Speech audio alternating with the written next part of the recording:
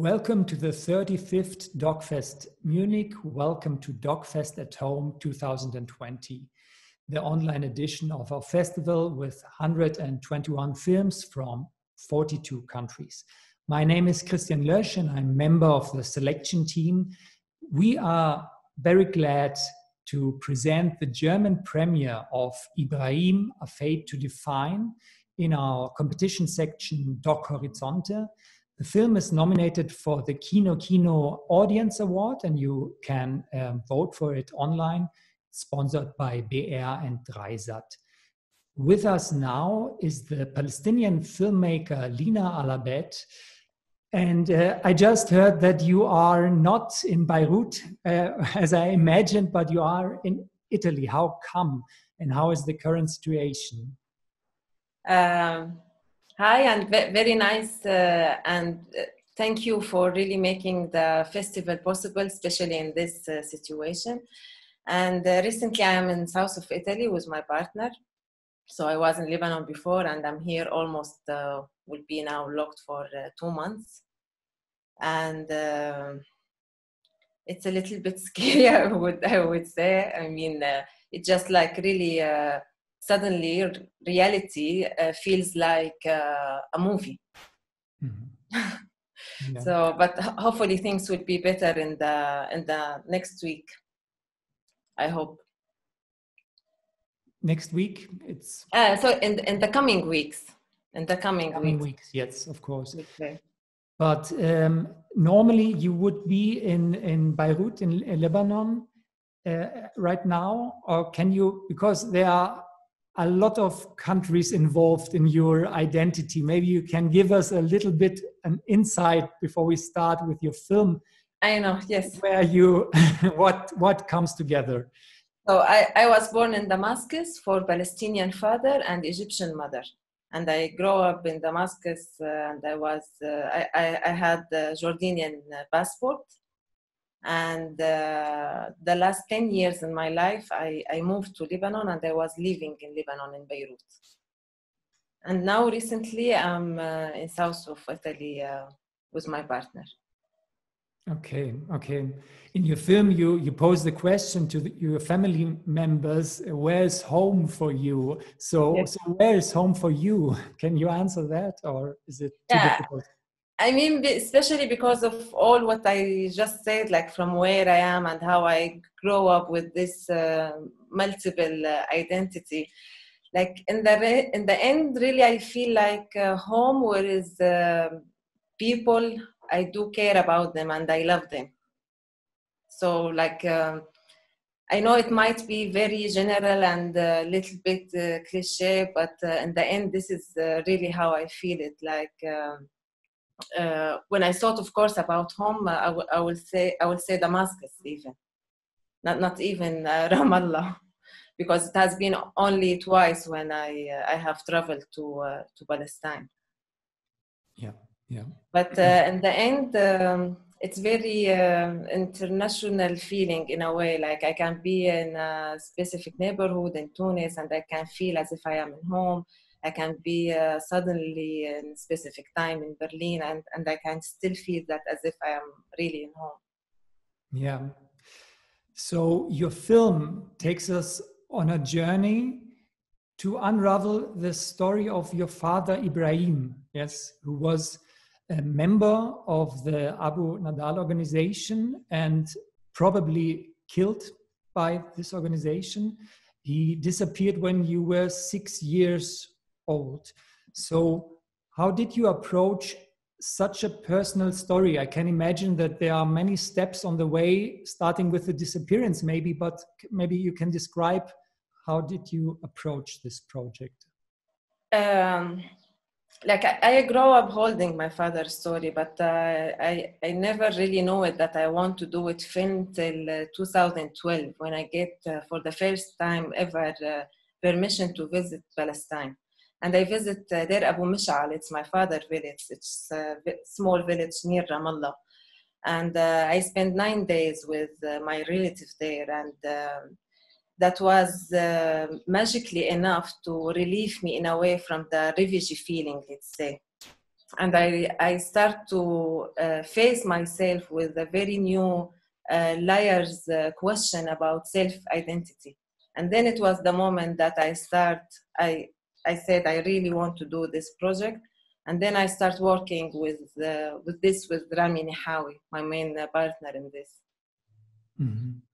But since your childhood, how was it? How did you deal in your family with this disappearance? So in my childhood, we were not really talking about him. Like, for example, the scenes with my sister, with my older sister Najwa in the film, it was the real time, the first time in real life we are talking about him in this way, and like asking the relation between the father and the image of the lover and all of this. So we were really like keeping, I don't remember we were talking about him at all. And I think my self defense, it was in imagination things. So I kept, till I was even almost in the high school, I was saying my father, he traveled, he bring me this. So I was lying all the time. But later on, I discovered that it was my self-defense to get out of trauma or to digest the trauma, let's say. But we are 5 kids. So me and my younger brother, we don't really remember Ibrahim a lot, because he used to travel a lot, like months, and he will come back for weeks. But with other brother and sister, they have different relationship with him. So I had very different relationship with his absence. There was a moment when I was like teenagers, I was very angry, I was very judgmental. But all of this, it took me really long time till I decide. I was like 33 when I decided, yes, I'm really ready to make this reconciliation, like with my father in the personal side and with my country for the historical side of me as a Palestinian. So it took you a while starting posing questions. It wasn't from the beginning that you had this urge to pose the questions, to go to your family and say. It was much later. Yes, it was really with many times, because also the project took like 7 years. So in the beginning, I said that it was also more investigation. So I was searching, really, I need information where my father has been killed and why. Because this is, at least I think this is my right to know. But then it was really very, very difficult with this kind of organization, and they are still weak, let's say, but they are still exist in the same way, and there is many files still open. Nobody really want to talk about this, even from the Palestinians themselves, about that dark period, if I could say it. So later, when I really realized that I could never hold the truth in my hand, then it's really turns to be more self journey with his absence, to really understand after all of these years how his absence shaped me today, and how I think about love, children, friends, everything. And you said it was the first time you talked to your sister about it. Wasn't it possible before? Was it with your family that you tried before, or you never tried before? I remember that I tried before when I was younger, but like nobody really, I understand that it's not really the time. And I think there is this, and of course we are different people, so how I deal with pain, it's totally different. For example, how my sister will deal with it. And most of the people, even if things they don't understand, they will say that it's much bigger than us, and khalas, let's put it aside. And I mean, because in the end, all of us, in a way, we were trying to survive, no? So in a way, probably it was really hard for my sister, and the first time she was telling me, she kept telling me like for almost 3 years and a half, like, I think you should not do this. I think this is very stupid, very selfish. Why you're doing all of this? Why you open the door? And I was really telling them, I know this is my choice and I'm very sorry, because it's even for me, the one who took that choice, sometimes like there was a moment that if I think that I need to go on, that's mean I really need to face my monsters, which has been hunting all my life. And this was the most difficult things. But I think I was trying all the time to make it also easy in a way with the family, because in a way we were trying to rebuild a new memory with this man, even as a family, not only as a daughter with him. Mm-hmm. And for the film, you traveled, you said, for the first time to the West Bank, but also to Jordan, to Egypt. You were in Syria. And this over a period of 7 years, as you said. How did the situation in the countries changed in that period, and what obstacles you had to overcome? Yeah, a lot changed in these 7 years. When I started, I was already living in Damascus, living in Beirut. I did not really shoot in Damascus because at that time it was a little bit complicated for me to go back. The and war then I had already started then. Yes, already, yes. And it was also I was waiting till like my mother keep visiting me all the time, and I was each time shoot with her a little bit, but like I know I shoot with her many footage, but it had to be like work in process just to make her more involved in the project. But like talking about all the different country, it's I don't know from where I start. I mean, now in Lebanon nowadays, it's a revolution, like almost 6 months, and all the Arab country were really trying, but it's totally different. There was something I could remember that with all the sound audience, for example, I was taking, it was almost the same, like between Egypt and Jordan and Lebanon, like the sound of the police cars or the ambulance cars. So I was trying to focus also from like how you can see the different from each city, like either from the audio, what you can really hear, or from what you can see from all the windows in the film. Okay. So, and you had difficulties shooting on location? Was that a problem dealing with the authorities, or? With the for instance, when you went to the West Bank, was it okay once you entered? I make the shooting like I made first like research trip 2013, and then the main shooting was 2016. And after I shoot all the countries with also Rami Nihawi, then I went alone, of course, to Palestine. It was not really like as the political things, it was not that problem, because I was all the time, my main issue was try to shoot in Palestine with the family. So I had not a lot of shots, let's say, outside. I was shooting outside or from Ramallah, but it was from mainly from the car. And of course, I went there before, and I know the situation. And my focusing was like try to make my uncle and my relative in Palestine to speak what they do really know. So I was not really thinking as that I am in a difficult place or I cannot really shoot. I was facing problem with my relative. Yeah. Okay. And now the film has been screened in the region. It has been screened in Beirut. It has been screened on the Palestine Cinema Days. Do you have reactions from the audience, or how it was received? Yeah, actually in Beirut, not yet. Hopefully soon. Okay.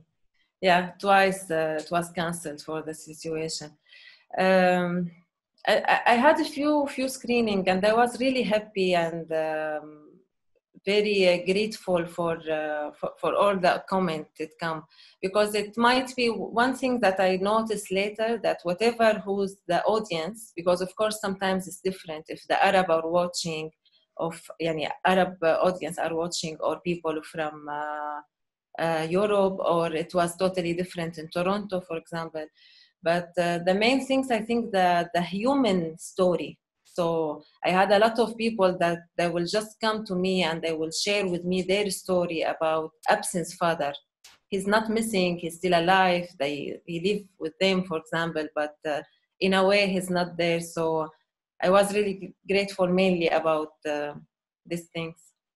And were the reaction similar in the countries? It was also, I forgot, Egypt, of course, where it won the prize for Best Arab Documentary on the... Yes, in Ghana. Yes, I was actually not there in the festival, but of course it's a little bit different. Like, for example, in Palestinian Toronto Film Festival, I still remember, like, very old woman. She's the Palestinian but lives many years in Toronto, and she was really almost going to cry, and she was telling me how you can speak about Palestine in this way, like in this, let's say, different way. But I was really very open with her when I told her that we have been speaking in the usual way, like, for over 70 years. Why we don't really see ourselves, make this reconciliation, make this facing with our history, even if it's ugly, even if it's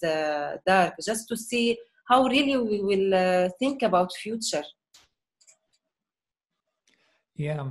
And do you see open-minded people in the region? A lot of filmmakers now, also with the Film Lab in Palestine. Are you connected with each other?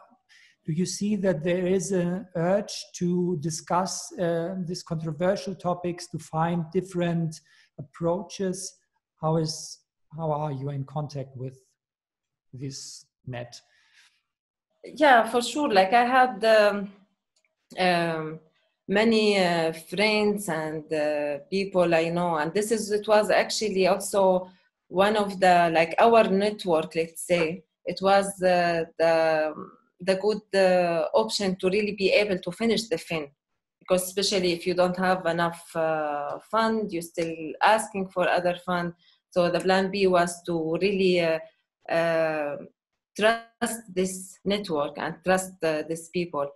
And for me, for sure, it's really urgent, because it's not only we're talking about Palestine or the land, or like just to say the big titles, but I mean, as a human, I think this is really the time, especially in this time, that as a human, we all should reconnect again, communicate again in a way.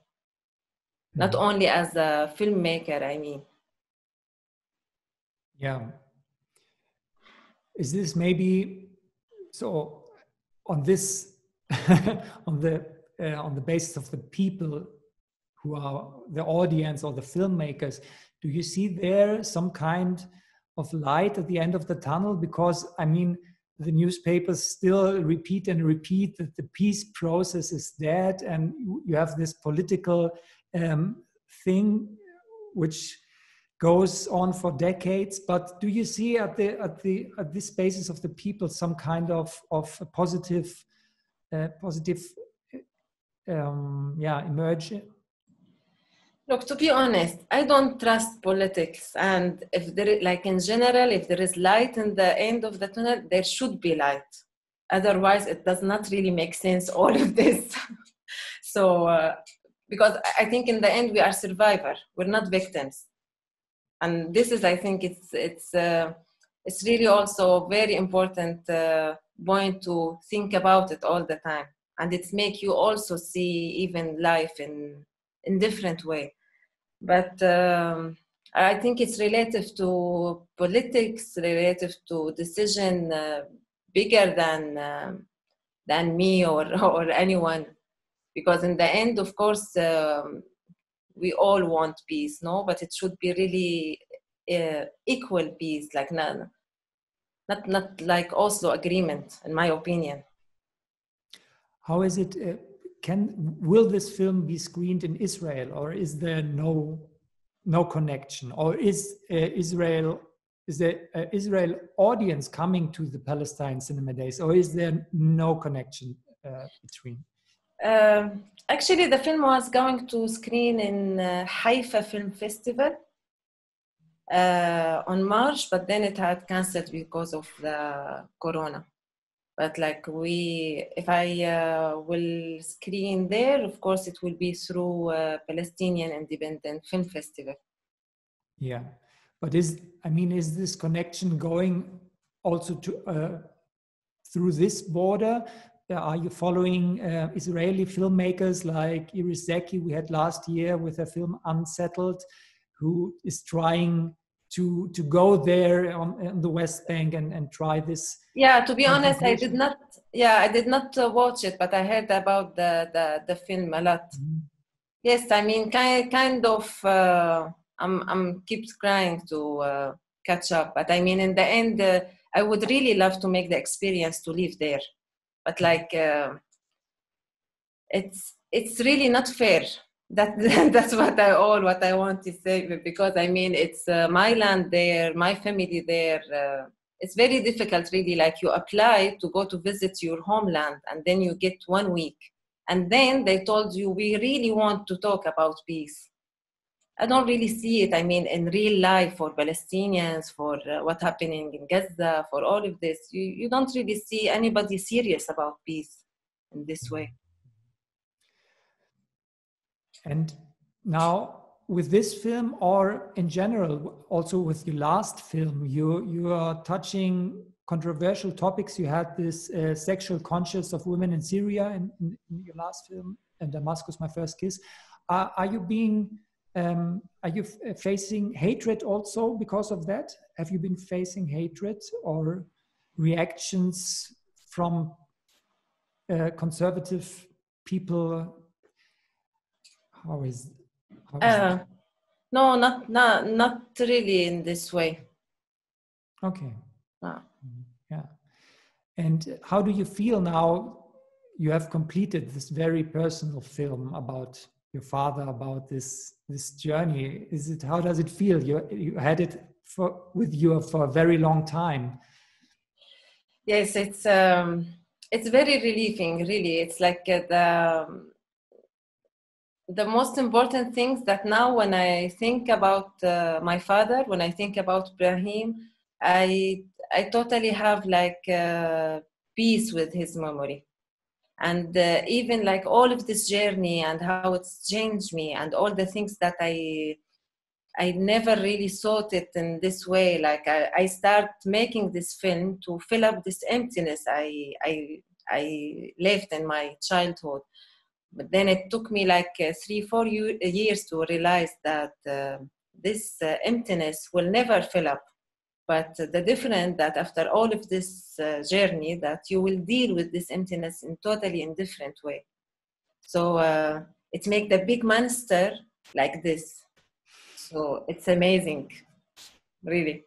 And I'm very grateful and very thankful for like my family, my main partner Rami Nihawi, all others partners. There is really a lot of people with all of this support. Yeah. And now you're waiting in Italy to travel again, and yes, you have new topics you want to start, new film projects coming up. Have you ideas, or is it too early to talk? Yes, it's quite too early to talk about it. Like I have thoughts, but not really a new idea. Like I'm just still digesting the 7 years. Yeah. So I wish you all the best with your film. Thank you so much. That it can be shown on other festivals. Thank you, and thanks for the team. DOK.fest at home. We will show it online till 24th of May. And the audience can vote for the audience award online also. So thank you very much and all the best. Thank you so much.